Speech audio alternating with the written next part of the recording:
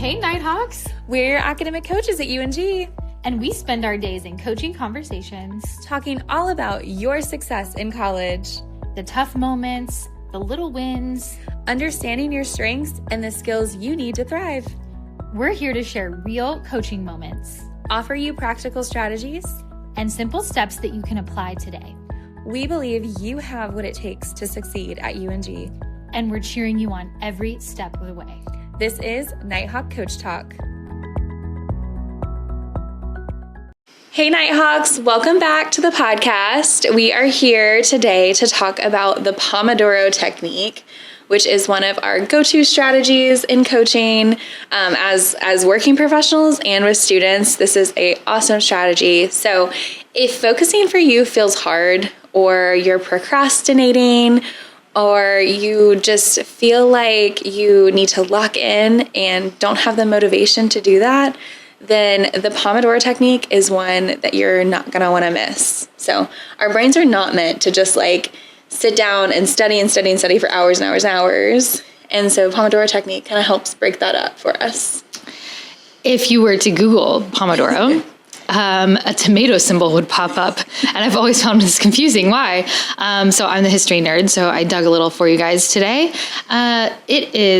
Pomodoro is Italian for tomato, and it was created by an Italian student who was in business school in Rome, who was really struggling with focus and burnout, and so created this actual system that's been used for 30 years now. It's used by millions around the world. Mm-hmm. Students, professionals. It's one of our most shared strategies in coaching sessions, and we're really excited to talk to you about it today. It's one of our favorites, and Hannah's going to tell you how it works. Yeah. So the traditional Pomodoro technique is setting a timer for 25 minutes and spending that 25 minutes just focused in your work. And so with this, you definitely want to pick one task to focus on. You don't want to kind of jump around to different things. So it could be like, I really need to work on my essay for English, and so I'm going to focus on the introduction and the body paragraphs.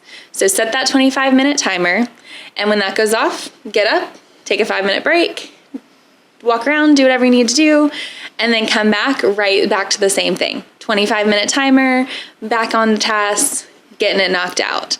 And so they recommend 4 sessions, so 4 25-minute on, 5-minute off, which would put you right at 2 hours, and then take a longer break, like 15, 20 minutes, 30 minutes, just to do something a little bit more outside of the studying realm, and take a little bit of a break. Something more restful. Yeah. You put in 2 hours. Yeah. 2 hours it can be a lot. But if you think about it broken up into 25-minute chunks, you're like, I can do anything for 25 minutes. Absolutely. This can be really fun to do in a group setting. So I was first introduced to the Pomodoro technique in grad school. And there was a cohort of us all finishing our masters. And we had our final projects, which was a lot of research, big final paper. And we would go to the library, and someone would put their phone in the middle for 25 minutes. And we would say, okay, no talking, 25 minutes, go. And we would you felt less alone, like ran it together. And we would go for 25 minutes. And as soon as that timer would go off, we would all collapse in our chair, fall out of our chair, start talking, laughing. It was just, it was like an exhale for 5 minutes. And then right back to it, somebody else would put their phone in the middle. So it was like group accountability, productivity. It was a really memorable experience. And then when the longer break would come, so after we did our 4 rounds, there was Starbucks across the street. Ooh. And we would run across the street because we had 15 to 30 minutes, and we could go get a coffee, and then we would reward ourselves. I love that. And then we'd come back and we'd keep going. And so you can do it by yourself or with friends. Yeah. I feel like it's more fun with friends. Yeah. But I've definitely had to use it by myself before. Same. And it's like, you just got to lock in and get it done. So there's a couple reasons this works. The first one is it really lowers that barrier to start. Because I think a lot of times we have this big mountain in front of us, and we have so much to tackle. And we're like, I need to sit down for 10 hours and knock out my schoolwork. And that's just not feasible for anybody. So if you say, I can do this for 25 minutes, that's a low barrier. You can do 25 minutes, you can tackle this, and then you can get a little break. So it kind of lowers that barrier to start. It also creates a little bit of urgency. So when you have that timer, you're like, ooh, I got to get this done. I have a timer. I have 25 minutes. I've got to stay on task. And then those breaks definitely, like you mentioned earlier, prevent burnout and prevent you from getting just like so stressed and so burnt out from being in the library working for so long. It gives you that little brief break. I think sometimes it's hard to feel like we deserve a break, especially if you have a lot of things that need to get done, or if you, for whatever reason, have delayed starting a project. You can feel like I'm already running out of time. I don't deserve a break.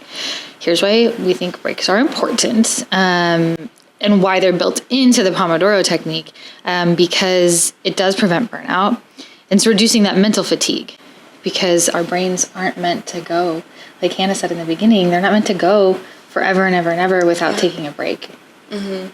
You actually get more done when you take a little break and like do a little mental reset than if you just keep trying to power through. Eventually your brain is going to be like, we've hit that point where we can't get any more done.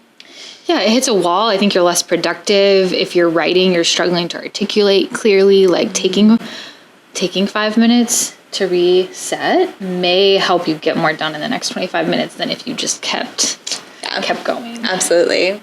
So what is your favorite like go-to 5-minute break? I love to move my body because generally academics are sitting. And so I have a couple YouTube yoga channels that I love. I love it. And they're like 5 to 10 minute like self-care yoga videos. And so I love to do those just to feel like I'm reconnecting with myself and getting off my laptop and away from my screen. Yeah. I also recommend getting up, like going outside. I think sometimes we're locked in, like you said, academics, sitting down, getting stuff done. But if you can get up and go outside and feel the fresh air, drink some water to help kind of your body. We need water. We all need water. Get a little snack if you need Snacks, it. Yeah, it's like refuel your energy. I also love to play with my golden doodles. I have too many golden doodles. And so 5 minutes of just rolling around with them on the floor and playing with them feels like it just releases some endorphins and just really gives me more energy to go back to that 25 minutes. So that's one of my, if you have furry friends, a lot of students will say they love to play with their dog or their cat, for 5 minutes. Yes. And that even can go into that 15-minute break too of like, I just need 15 minutes to cuddle with my dog, play with my dog, run around. Like, I love that. What do you like to do for longer breaks, Hannah? Like if you have 15 to 30 minutes, how do you use that to really recharge and reset and not, generally when I ask students, if you have a 15 to 30 minute break, what can you do? They're like, I'm going to watch an episode of my favorite show. I feel like that is so not helpful.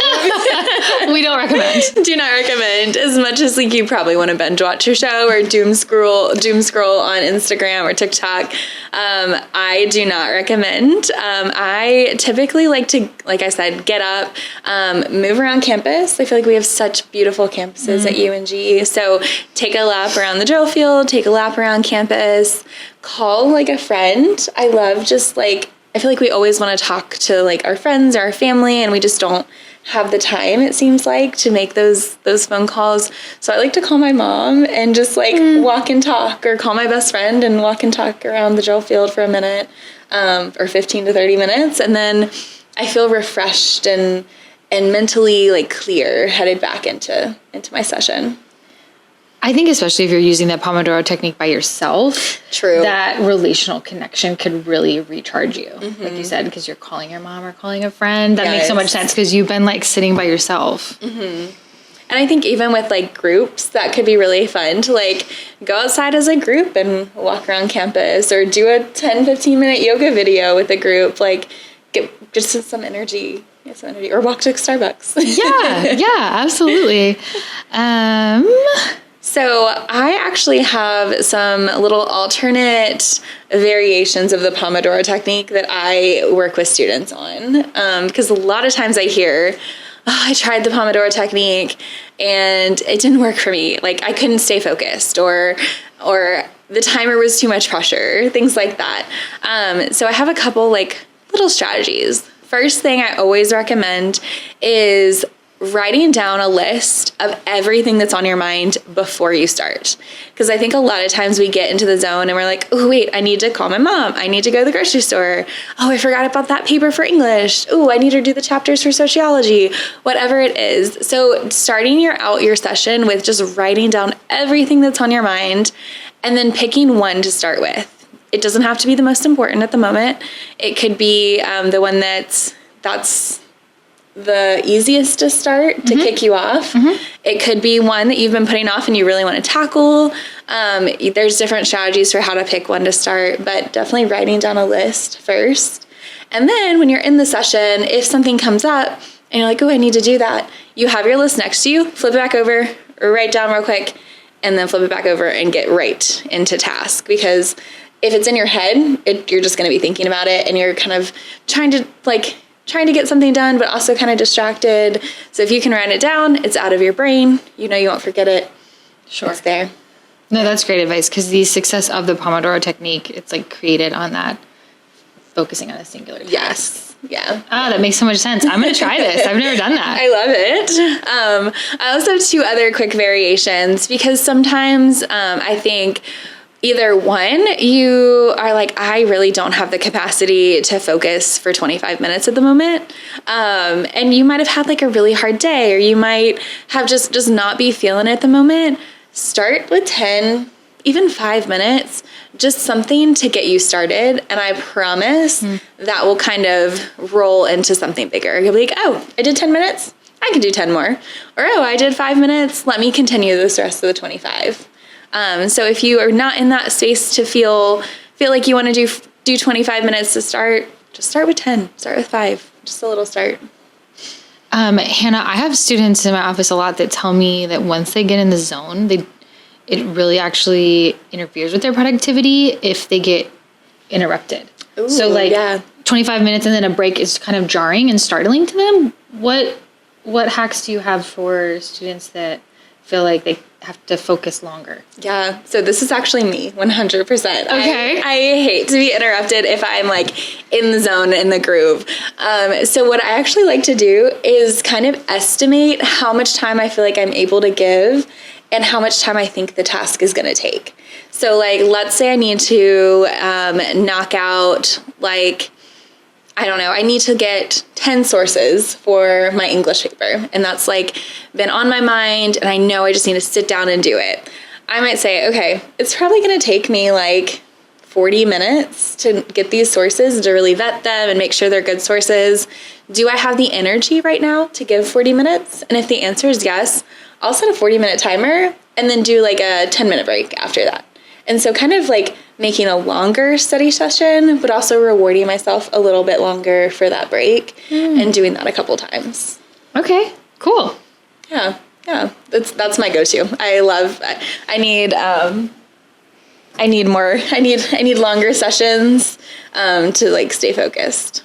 You don't like to be interrupted, like as soon as you kind of get in the groove. Yeah, I hear that a lot. Okay, so just give yourself permission. You don't have to be stuck to the original design of 25 minutes, 5-minute break. You can make it work for you. Yeah, I think it's a good starting point, and then adjust if needed. But I would definitely start with 25-5 just to begin with. If you've never tried Pomodoro before, I would say start with 25-5, and then as you get kind of comfortable, you can adjust. One resource that we recommend is called focuskeeper.co. And it is the Pomodoro technique timer ready to go on your browser. And if you can use it for free, and it's already set up for the 25-5. Yeah. For 4 rounds and then your break. But if you create a free account, you can actually go in and adjust the times. Ooh, that's really cool. Yeah. I didn't know that. So you could do what you're saying, but still have a system on your browser. The reason I always recommend to students that they do it on their browser is because then we're not distracted by our phone. Yes. I am always like, throw your phone out the window. Not really. At least when you're using the Pomodoro Method. Yes.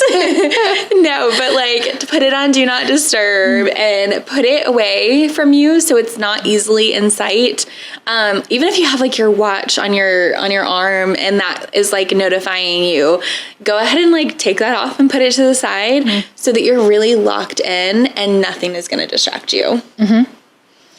I have a lot of students tell me, well, what if my friends need me, or they're wondering, like, it's not normal for me to not respond to my phone for 2 hours, or, family might need me or something like that. And I recommend just telling your close people, hey, locking in. Yeah, I'm locking in for a couple hours, just working on a project, and put my phone on Do Not Disturb. I'll be back.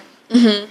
I'll be back in just, a little bit. Yeah, one of our other coaches actually has a message. So if you like text her while she's got this certain Do Not Disturb on, it'll pop up and say, hey, I think hers says, I'm probably driving, or, something like that. But you could do, hey, I'm probably studying and in the Pomodoro technique right now. So I'll get back to you in a couple hours.